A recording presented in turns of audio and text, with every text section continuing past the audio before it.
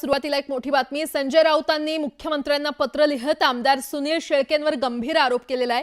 सुनील शेळकेंनी शासनाची परवानगी न घेता दगडखाणीचं उत्खनन केलं, त्याबाबत कोणतीही रॉयल्टी सरकारनं भरलेली नाही असा आरोप संजय राऊत यांनी केलाय। देवेंद्रजी, महाराष्ट्राची लुटमार थांबवा असं आवाहन संजय राऊत यांनी मुख्यमंत्र्यांना केलेलं आहे। या क्षणाची अतिशय मोठी बातमी आपण पाहतोय। संजय राऊत यांनी मुख्यमंत्र्यांना पत्र लिहत एक गंभीर आरोप केलेला आहे। सुनील शेळकेंनी विना परवाना दगडखाणीचं उत्खनन केलं आणि उत्खननाची कोणतीही रॉयल्टी सरकारकडे भरलेली नाही असं या पत्रात संजय राऊत यांनी म्हटलेलं आहे।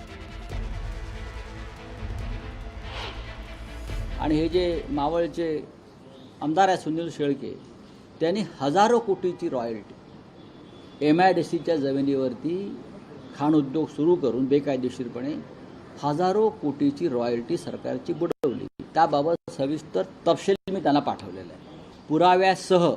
आतापर्यंत मी देवेंद्र फडणवीस यांना त्यांच्या मंत्रिमंडळातील आणि त्यांना समर्थन देणारे मंत्री आमदारांची 21 प्रकरणं भ्रष्टाचाराची पाठवलेली आहेत। पूर्ण 50 झाली का मी पत्रकार परिषद केली। एकाही पत्राची त्यांनी पोच दिली नाही, काय कारवाई करतो सांगितलेलं नाही।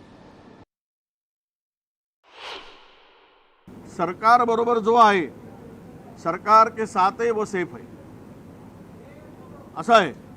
जो कितीही भ्रष्टाचारी असेल तरी त्याला साफसुथरं करायचं काम सरकारमध्ये गेल्यावर होते आणि म्हणून हे सगळे लोक पळवापळवीचं काम चाललेलं आहे। तुम्हाला अनेक किती लोक शेळकेंचंच काय, राज्याला लुटण्याचं काम सुरू आहे, राज्य लुटून खाण्याचं काम सुरू आहे आणि जो सत्तेमध्ये आहे, सत्तेच्या बरोबर आहे, त्याला लुटण्याची मुभा आहे।